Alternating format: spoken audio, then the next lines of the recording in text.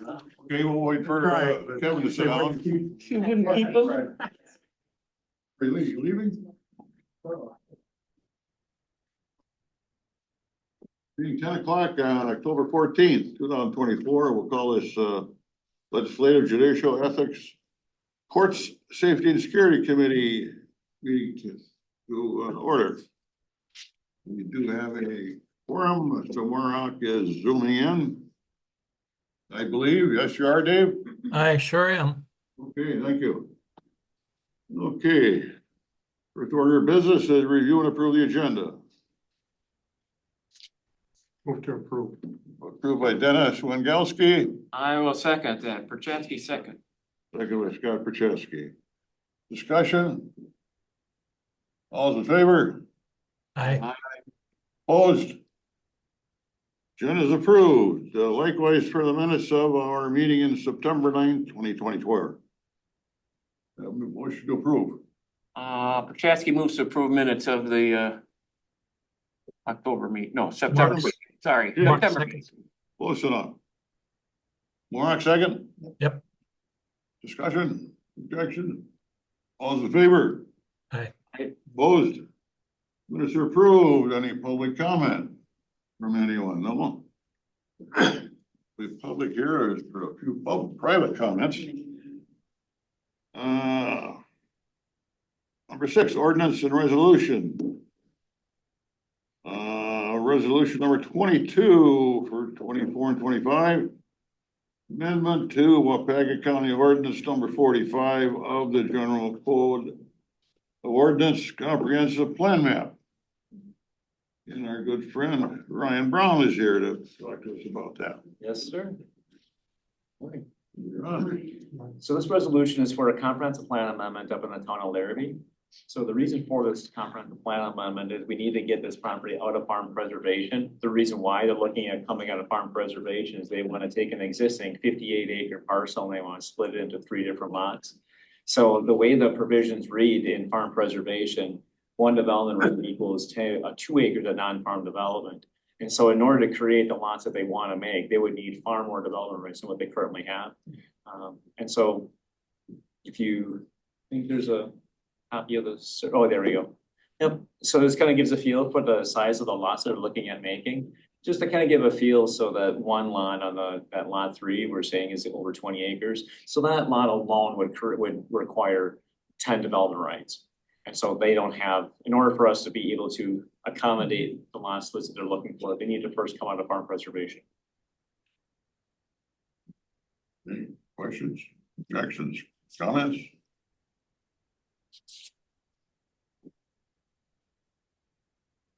Need a I'll move. motion to approve it? I'll second that. Hey, Kevin. Seconded by Dennis. Further discussion? All those in favor? Aye. Opposed? Resolution number 22 passes. 7. 2025 drug court funding. Heidi and Dabrowski Mary Sunline. Authorize and support application of treatment alternatives and diversion, also known as TAD grant programs. We kind of want to start putting our script a little bit on this from day one back in 2017. And thank God Heidi came up with it the other day and brought that to my attention at a finance meeting, and now the 2 ladies will fill us in further. So as Supervisor Zog mentioned, back in 2017, well, actually it was in 16, in the 2017 budget, we started the drug court program. And the drug court program was initially, on the onset, was under the understanding that would be funded with the TAD grant. So the Department of Justice does offer a TAD grant to fund drug court. And so through the process of it all, it was under the jurisdiction of the judicial system. And so with that being said, the TAG grant was never applied for. And so that the drug court itself has been funded with 100% on tax levy. The first part of the conversation is, at finance committee last week, there was a recommendation to pull, the drug court funding off the levy in, utilization of opioid settlement funds for the 2025 budget year. In part then, and then to apply for the TAG grant. I sent in a pre-application earlier in the year for the TAG grant and trying to get some sort of ball rolling so that we could fund the drug court off the levy. And I'm not real close to that, to the drug court. So I muddled my way through that pre-application. And so we've been in a lot of conversations with Department of Justice, meaning Mary and myself. The unfortunate part, the TAG grant, in order to be eligible, has to be administered by county staff. And because the judicial system is all state staff, there's no one in the judicial arena that can actually apply and administer the TAG grant program. So I had some conversations with Judge Klussman early on, talked to her about that piece. And then also have had conversations with Mary asking if she would be willing to take on that program so that we can get funding and we can get it off the levy. And so Mary has offered to write for the TAG grant and apply for it, which is due October 21st. We have to have support from the committee in order to move forward with the TAG grant, but also be very clear that if we are awarded that TAG grant, either way, my recommendation is that the drug court then be administered under human services rather than the judicial system, so that we have some available funding for that piece. Mary has had success in other counties with that program. And so it's not like I'm saying we need to, I'm just trying, it's a good program. We don't want to eliminate the program, but there is funding sources to fund it. And so it would be nice to get it off the levy.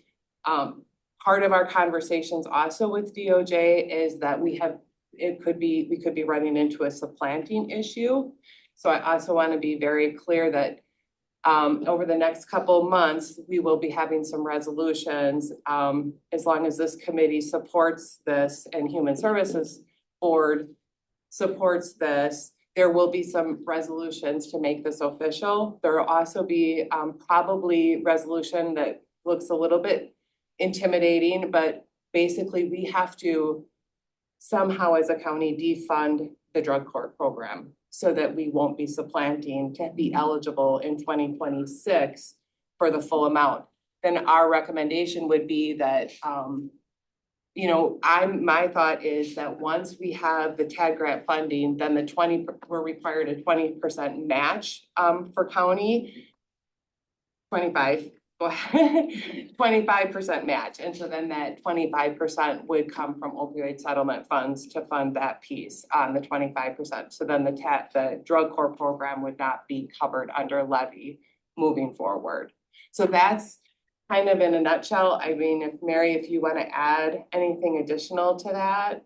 Yeah, so the way that I view this in part is from the DHS perspective, it would be more administrative in nature. It's not that the day-to-day function and operation of drug court would change. That still really mainly rests with the judge and the team that as it currently sits. In order to be eligible for the TAD grant, we do have to have a committee with select positions or select membership. So we don't, as it sits right now, currently have all of those individuals sitting within the space for drug court, but really jumping back to the administrative component of can we get ourselves into a position where we are eligible to apply for the TAD grant? Absent the opioid funding opportunity, in my estimation, we would continue to cycle. We will always sit in a space where you'll have the supplanting concern in the argument, because we're using levy, so we're drawing off of levy, and the grant itself would in effect be replacing that. So the proposal that Heidi walks through hopefully gives us that one shot to be able to then step away from the levy draw using the opioid settlement funds. And then if the opioid settlement funds, we wouldn't be in a position to continue to request that magnitude of funds be used year after year. So it puts us in a position where if there's not funding, then we have a greater chance at success with requesting the grant funding. What happens, 2027, 28, 29, 30, and on infinitum when opioid settlement runs out?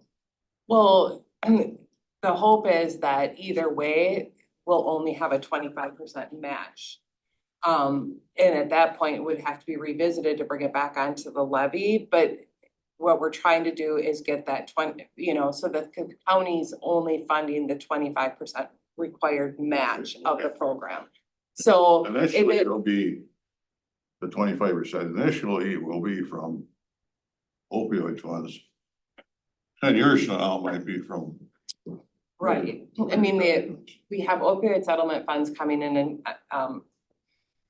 coming in to the county until the year 2038. So, with a fairly enough that would cover the 25% on an annual basis as long as we receive them. Obviously, if we need to revisit it, then, the hope is that we're only covering the 25% match, whether it be on levy or opioid settlement. But the recommendation moving forward is that it would, be off a levy until that point occurs, but it'd be a lot easier to bring it back on with a 25% match versus the full funding of the program itself. Okay. Good. Heidi, this is a grant, and I presume it's a competitive grant now. And we have to apply year to year. I mean, I'm going down the bad road of, are we gonna get somebody else? What if we don't get it, every year, or is it competitive? I guess I don't know the scenario of those grants. I'll actually let Mary speak to that because she's been really involved in it in her former role, so. So at this juncture, the categories, there are 5 different categories. Those that we would apply for this year are competitive in nature. We would specifically be asking, just to bring clarity, for $70,000 to cover evaluation, training, and evaluation of the program, training and any program enhancements. Those dollars then used through the course of 2026. Okay. It would then again be competitive in 2025. Step Yeah. back to get my year straight. Right. Yeah. Then in 2026, yes, again, competitive in nature. That picture then looks different for continuation purposes. I know sometimes they fund those things at different levels, and I guess. We were alerted to this. I forget who, it was probably one of the judges that had Judge Jim Morrison down here from Marinette County. He's at the time was the chief judge for the 8th district. And he mentioned funding and continuity, et cetera, et cetera. And that's why we started this running, and every meeting we had, I said, well, how about the TAD grants? Do we have the application to apply for this? And somewhere the ball was dropped and everybody just forgot about it, and well, we gotta fund it, so thank God Heidi just went ahead and funded it. Well, it's not, that's not, I mean, like I said, we sent in the I sent in the pre-application in hopes that we would have some sort of, but Mary has been in a lot of conversations with DOJ. I had to bring, that piece in. Again, it's really because the administration has to be county staff, and currently it's being run by Judge Klussman. It's that doesn't work. And then we're having, and again, there's contracts that need to be signed, and those need to be signed by a county official. It was coming from our own party, wrong department, basically. Yeah, and I think on the onset, there was some conversations with with that existing human services director. And I think that's where it kind of got a little bit of a disconnect, but I think we're in a right position right now to move forward with it. And so right now we're just looking for this committee to support that support the Human Services Director to move forward with that TAG grant application. And then as we work through the dynamics over the next couple months, we'll have a couple more resolutions coming to actually move that jurisdiction to the Human Services. And also, as we talked about, what that looks like as far as the supplanting issue. I'll make the motion. Can you share what the 2025 levy ask is for the drug court? Yeah, Or the the calendar year? for 2025 was almost $200,000 for the levy support. We're funding $195,560 was the levy ask for 2025. I also may just. Yeah. Two other things that I wanted to make note of. One is, I just want to make it clear from the DHS perspective that there's not a suggestion that the court isn't being run as it should be. Or, that all of the pieces are in place, the phasing, all of those particulars, from my observation, those things have been nicely done, at least from the time that I've observed. The second thing is certainly there would be the option to house this somewhere other than DHS. In the ask that DHS, take this piece on, we are certainly willing to, to do our part and so I want to make those things clear that it doesn't have to come under the umbrella of DHS. That seems like the logical option though, at this juncture, so. And again, please, guys, if you get a chance, Wednesdays at 1:30, go up there and see how it works. Fred, Yes, may I make a motion to authorize and support the application for the TAD grant, please? okay, I'll second that. we got a motion by Kevin Will. Seconded by Dennis Wengelski. Any further discussion? All those in favor? Aye. Opposed? Motion passes. Thank you. Thank you. Appreciate it, And this goes back to Mary. Mary. She'll need that for her. In your court now. Thanks for your help, Mary. Alerting us. It's all, With it's, Heidi. It's a lot of work.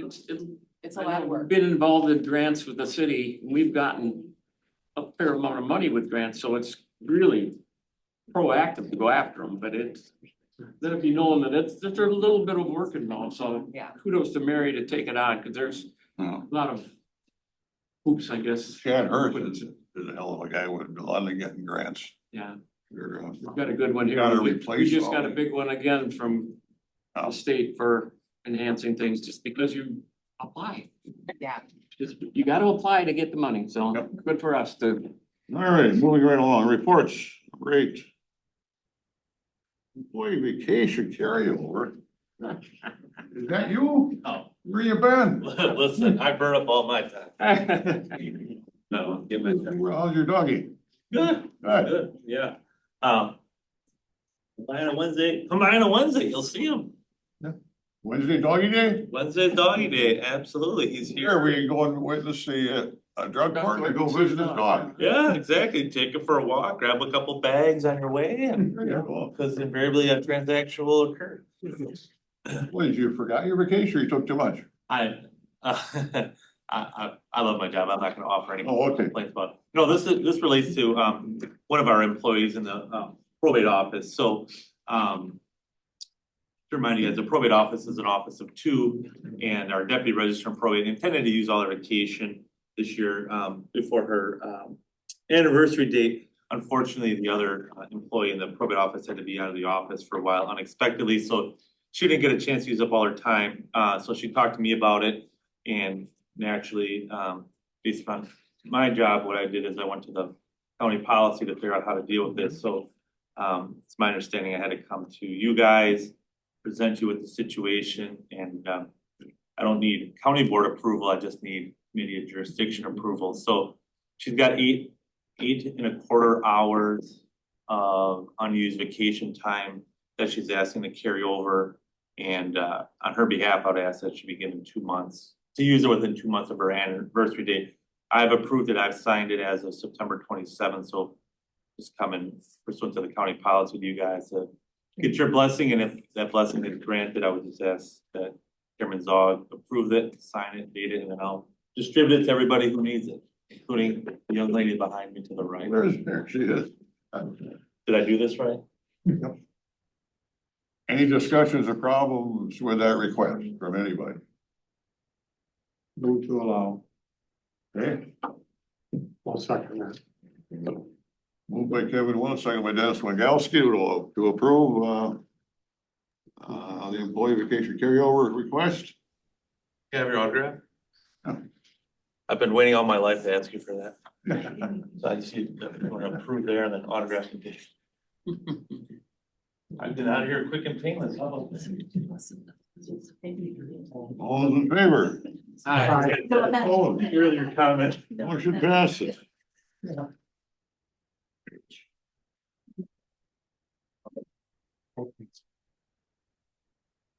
Who I emailed this?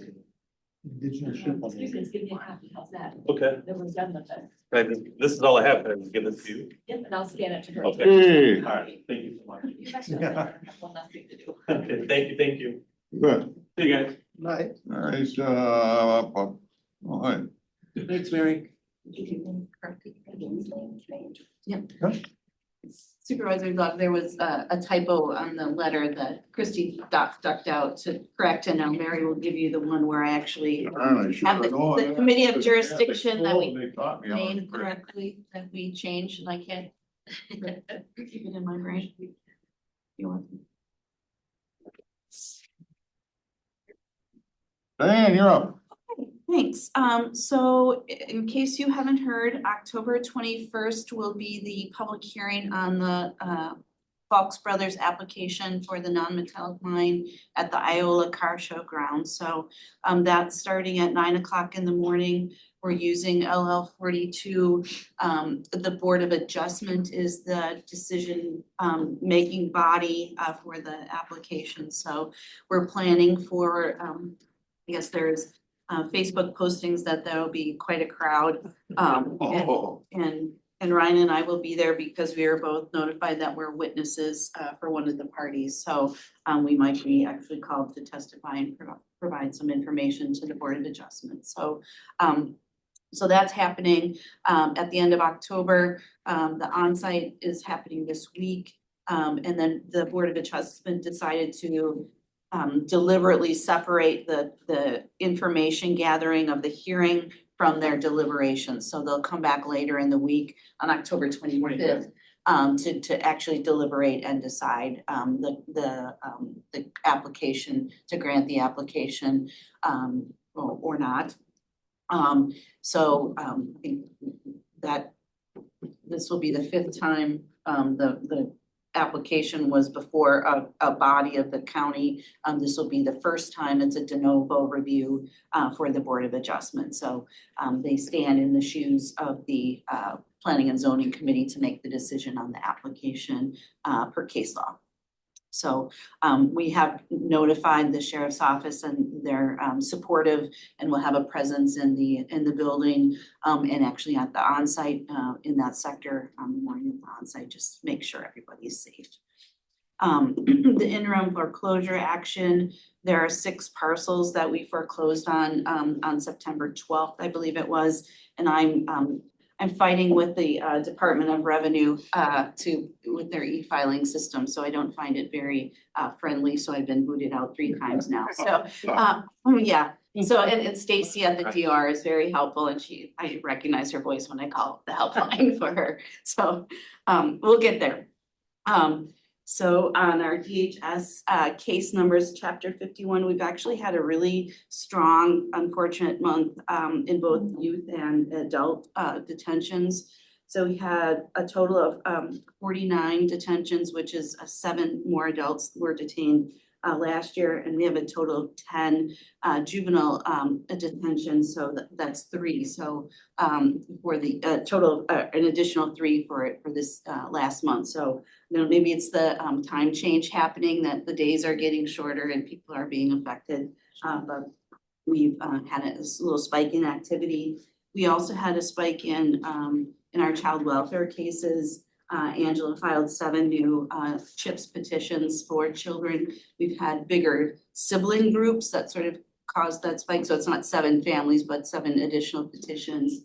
And we had 1 additional termination of parental rights filing. Angela concluded 3 termination of parental rights cases of a sibling group of 3 earlier in late September. So those children are under guardianship of the state and pending adoption with their relatives who've been providing care for them since early 2022.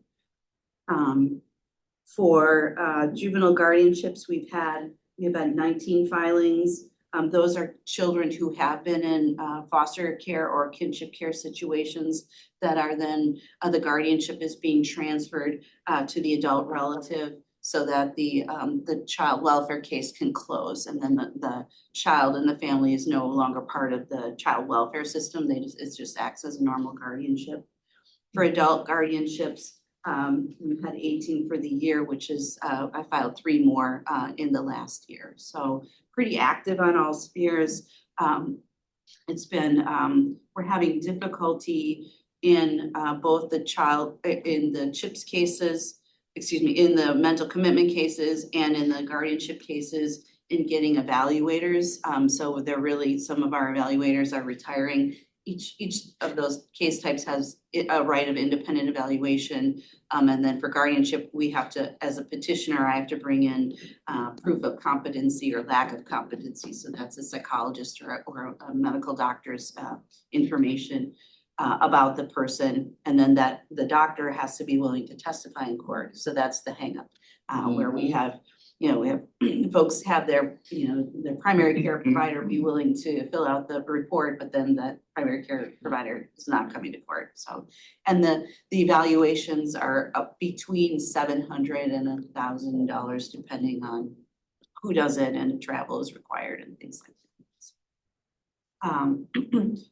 We still have some cases in the Court of Appeals. Angela handled the briefing on the Chapter 48 case, which is the SG case. We're waiting for a decision from the Court of Appeals. And then she just got a new case, ALH, which is the record was just filed, and the brief the individual's brief will be coming in shortly, and then Angela has 30 days to respond.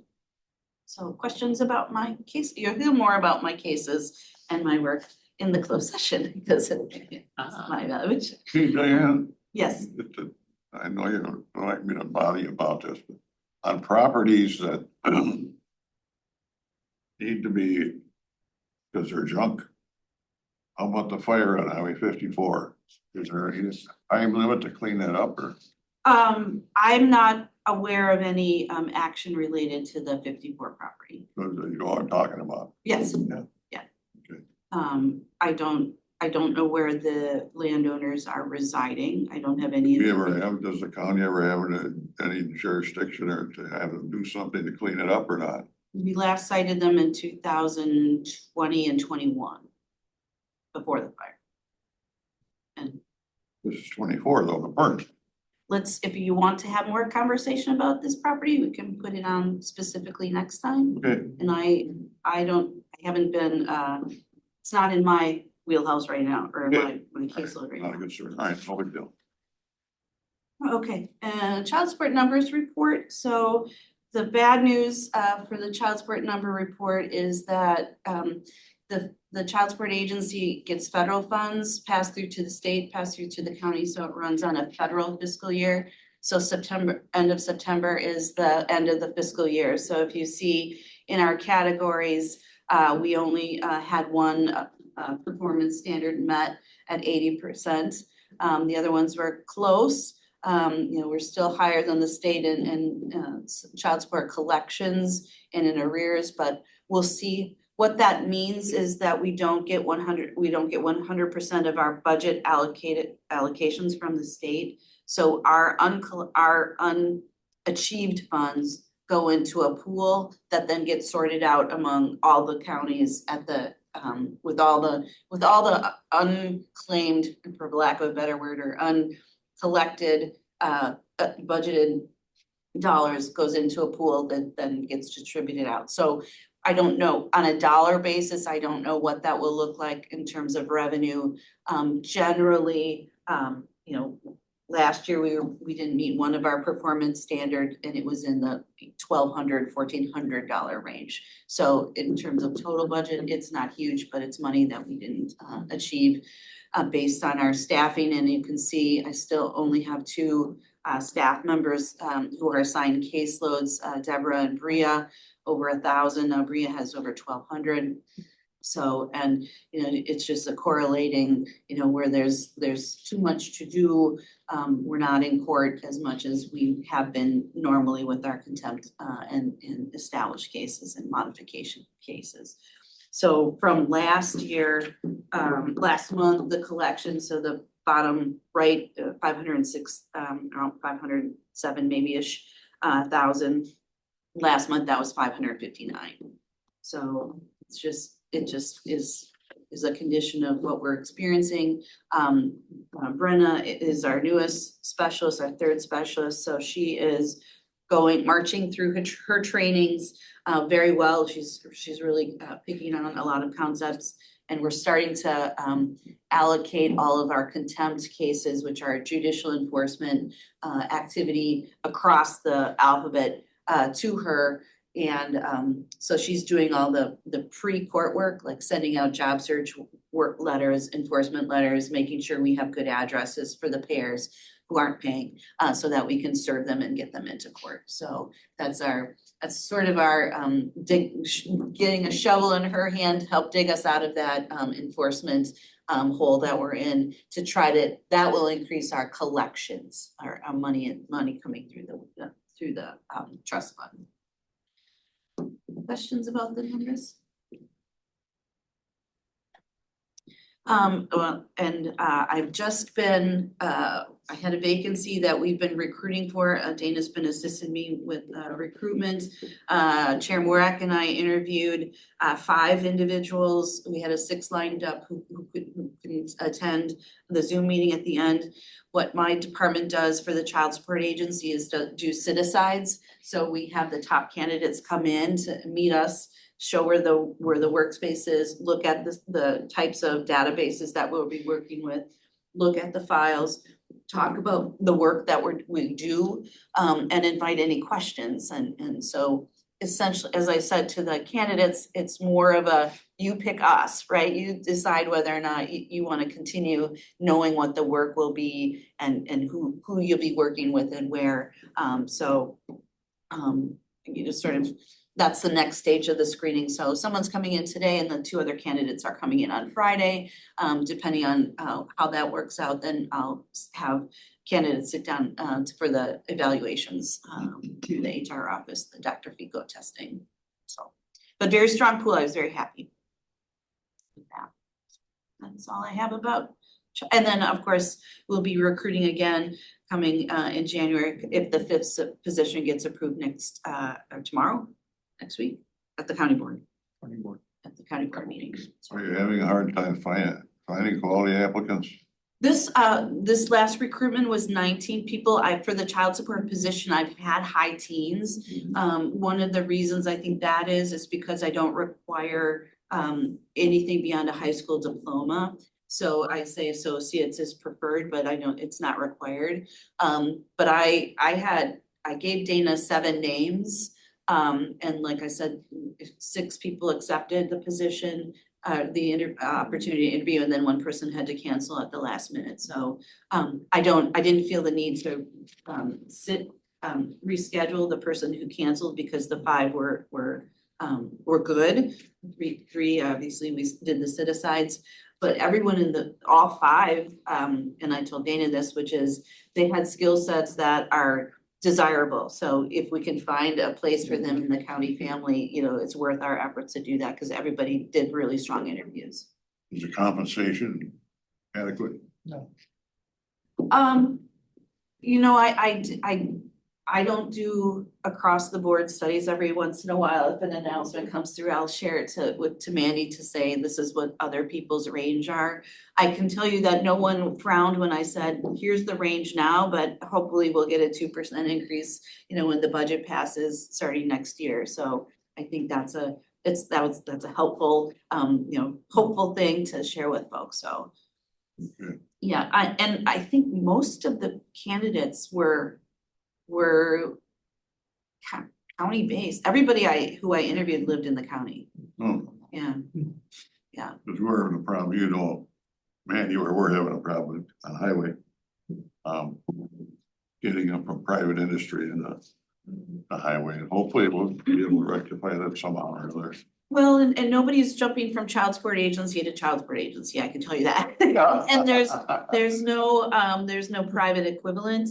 So Yeah. what I do have is a lot of folks think that it's an accounts receivable payable position. And we don't touch, it's very rare that we touch money. So, that's all automated electronic transfers, funding coming in and out of the trust fund. So it's more of, and Dana put Facebook postings, more of a line of, it's more legal than anything else, because we're drafting court documents and in court and making sure that we set these families out for a really successful, way to parent their child together cooperatively, or their children together, so All right.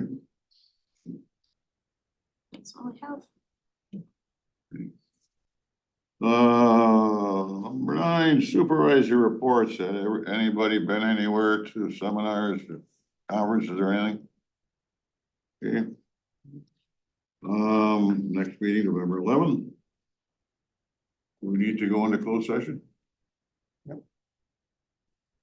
Okay. We need a motion. If someone would read the whole paragraph, please. and Okay, I then- will. Yeah, thank you. Wants to go into closed session pursuant to Wisconsin State Statutes 1985 1C. Considering employment, promotion, compensation, or performance evaluation data of any public employee over which governmental body has jurisdiction or exercises responsibility. To wit, department head evaluation, roll call vote. Second, 10. Oh, no, we don't want to adjourn yet. we'll need a second for the motion. I'll second that. Second by Dennis, we're into closed session. Christie has to do the roll call. What? Roll call. I'll do roll call vote, then we can go into close. And we For everybody that's here, including, Just the board members. Supervisor Wengelski, here. Yes. Supervisor Morak, Yes. Supervisor Will, Yes. Supervisor Proshadski, Yes. and Chair Zuck. yes. Okay, that motion passes 5-0. And let me just get this. Did we